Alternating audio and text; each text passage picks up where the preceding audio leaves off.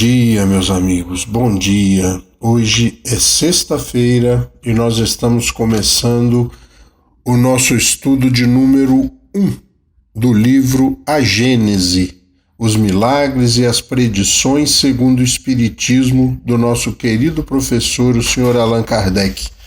Nós estamos estudando a versão inalterada do original, apresentação e notas de José Herculano Pires, tá bom? E nós estamos começando hoje esse estudo e vamos entrar aqui na primeira página, né, dizendo pra gente assim: Allan Kardec, a Gênese, os milagres e as predições segundo o Espiritismo. A doutrina espírita é o resultante do ensino coletivo e concordante dos espíritos. A ciência é chamada a explicar a Gênese segundo as leis da matéria. Deus prova sua grandeza e seu poder pela imutabilidade de suas leis e não por sua suspensão. Para Deus, o passado e o futuro são o presente. A tradução que nós estamos utilizando é do professor Victor Tolendal Pacheco. E como eu disse anteriormente, notícias sobre o livro e as notas são do nosso professor José Herculano Pires. A obra, né, é uma publicação, uma edição da LAC, Livraria Allan Kardec, editora, instituição filantrópica, tá bom? E esta obra, ela é a obra que talvez nós espíritas tenhamos maior dificuldade. É a obra sobre a qual eu já ouvi mais vezes as pessoas dizerem-se com dificuldades de compreensão. E eu digo sempre nas minhas palestras que essa dificuldade advém não da obra, mas da nossa falta de preparação para lê-la. Qual é a preparação, Rogério, para ler a Gênese? Ler as obras que a antecedem na estruturação da doutrina espírita, as obras fundamentais que foram publicadas numa ordem cronológica, né? O certo seria nós lermos o que é o Espiritismo, depois o Livro dos Espíritos, em seguida o Livro dos Médiuns, o Evangelho segundo o Espiritismo, o Céu e o Inferno, e aí sim lermos e estudarmos a Gênese.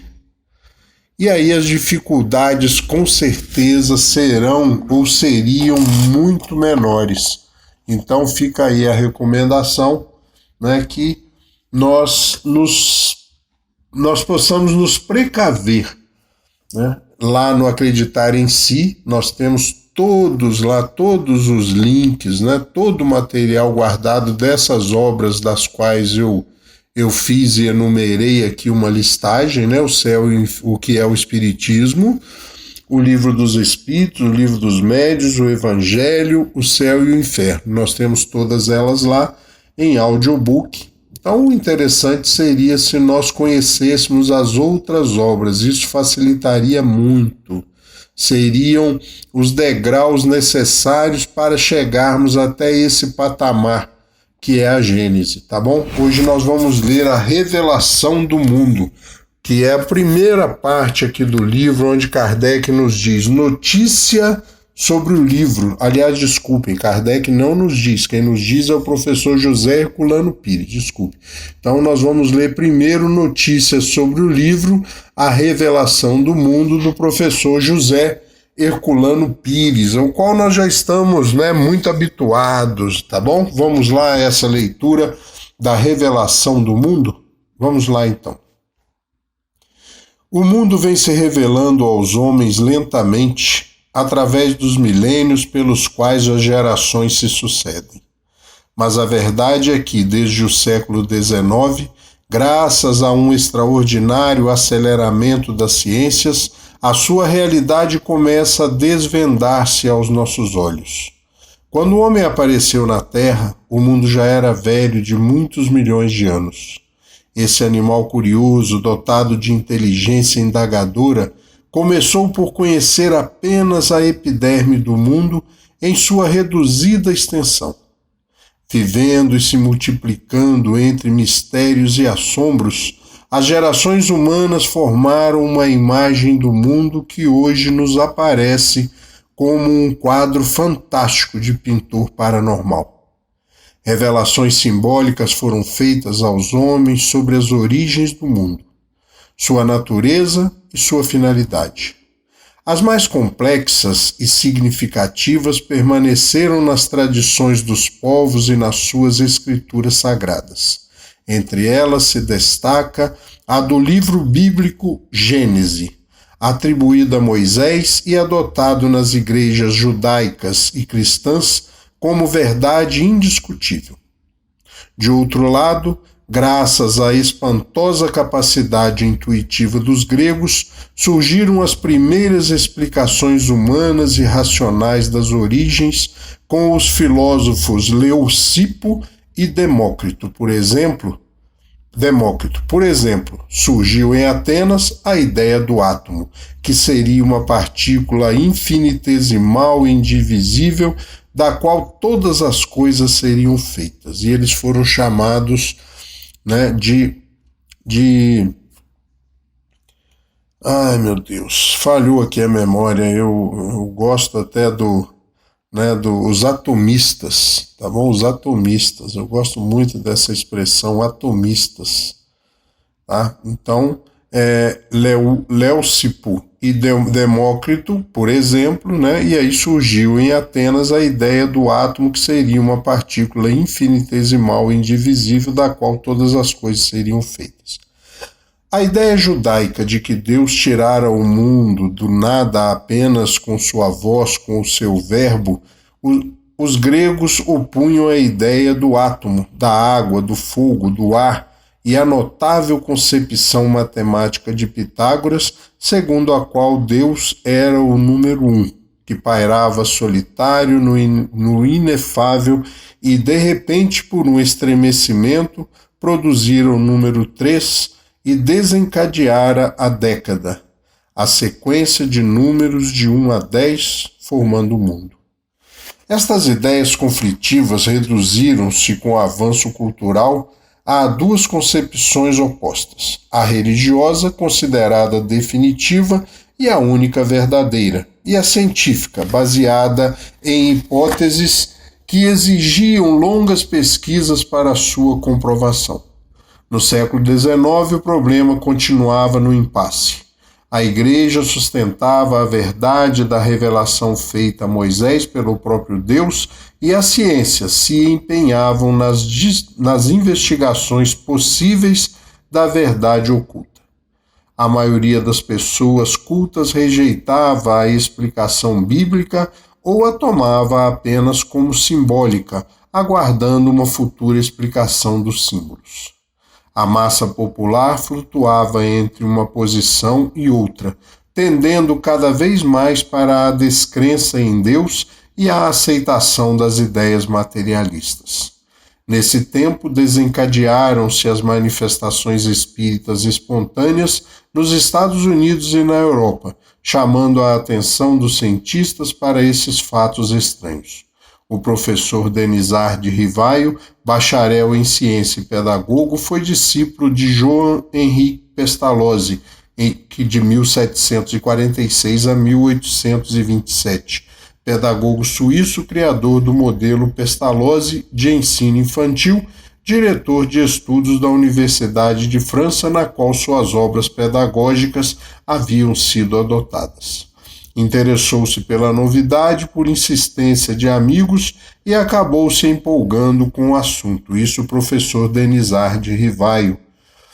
Dedicou-se primeiramente à observação dos fenômenos, sobre os quais formulou várias hipóteses materialistas. Verificou depois, nas famosas experiências com as meninas Baldwin, uma de 14 e outra de 16 anos, que era inegável a intervenção de uma inteligência estranha ao ambiente. Entregou-se então a sérias pesquisas científicas e conseguiu demonstrar que a inteligência produtora dos fenômenos era humana. A continuidade das pesquisas provou que os manifestantes eram espíritos de pessoas falecidas. Fundou a Sociedade Parisiense de Estudos Espíritas para dar regularidade e maior precisão às pesquisas. Em 1857, lançou o Livro dos Espíritos, obra com a qual fundava o Espiritismo. Estava iniciada uma nova e difícil fase no campo das ciências. A posição materialista das ciências, voltadas para a realidade exclusivamente sensorial, levou-as a rejeitar a ciência espírita e condená-la como destituída de bases científicas. Mas Kardec declarou a incompetência das ciências materialistas para opinar sobre o assunto e prosseguiu nas pesquisas e na divulgação de seus resultados através da Revista Espírita, que fundou para esse fim. Grandes cientistas e renomados escritores, expoentes da cultura francesa, interessaram-se pelos fenômenos e o apoiaram individualmente. Na Sociedade Parisiense, Camille Flammarion, o grande e famoso astrônomo, diretor do Observatório de Jouvilly, e que também se revelara médium psicógrafo, recebeu numerosas mensagens de Galileu sobre questões de astronomia. O famoso teatrólogo Victorine Sardou, que não era e nunca fora desenhista, ilustrava com desenhos mediúnicos as informações dos espíritos sobre os mundos do espaço sideral.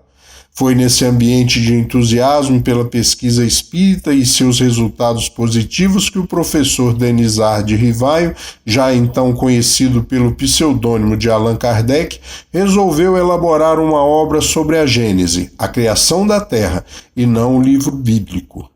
Não obstante, tratava do livro em comparação com a nova concepção da origem planetária que surgia das pesquisas e da doutrina espírita. Em janeiro de 1868, lançava o livro nas livrarias de Paris, levantando celeumas e críticas, mas também colhendo aplausos e louvores. A Gênese foi a obra que encerrou a codificação do Espiritismo.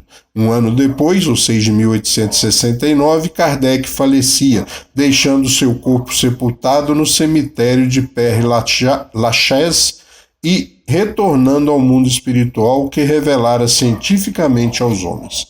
Seu túmulo, até hoje, é o único do famoso cemitério que se mantém permanentemente coberto de flores pela devoção de franceses, belgas e pessoas de outros países vizinhos da França.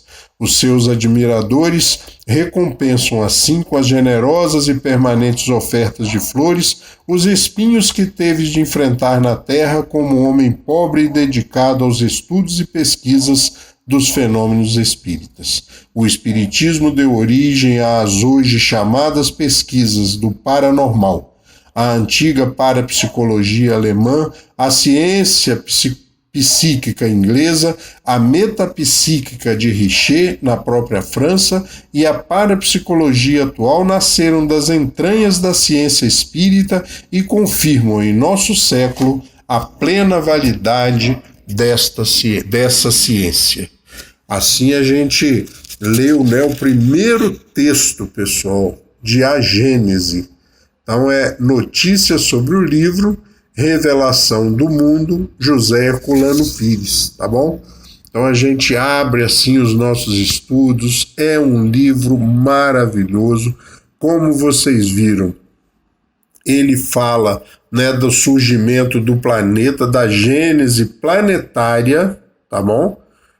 Então ele vai tratar de uma visão científica daquela época, tá bom? Então ele diz, foi nesse ambiente de entusiasmo pela pesquisa espírita e seus resultados positivos que o professor Denisard de Rivaio, já então conhecido pelo pseudônimo de Allan Kardec, resolveu elaborar uma obra sobre a Gênese, a criação da Terra, do planeta, e não um livro bíblico. Tá bom? Então essa é a Gênese que nós vamos começar. O próximo tópico é a descoberta do outro mundo, tá bom? Então a gente vai começar já entrando direto aqui no livro, a descoberta do outro mundo, que ele vai dizer, este livro de Kardec, a Gênese, revelou a existência de um outro mundo na Terra. Então amanhã a gente entra já nesse segundo tópico e sem intervalo nós vamos em frente. Terminamos ontem o livro O Céu e o Inferno e hoje já adentramos no primeiro bloco de estudo, na primeira leitura que eu recomendo a vocês que a façam novamente, tá bom? Embora eu a tenha lido, algumas vezes antes para que a leitura ficasse o melhor possível, mas eu recomendo que vocês façam novamente a leitura desse trecho que nós lemos, A Revelação do Mundo, do professor José Herculano Pires, tá bom? Então amanhã nós vamos pegar no tópico A Descoberta do Outro Mundo. Eu aguardo vocês, como sempre, bem cedinho, para nós começarmos o nosso final de semana lendo a Gênese de Kardec. Um bom dia para vocês, um excelente final de semana, que Jesus nos abençoe a todos nessa nova empreitada. Até amanhã.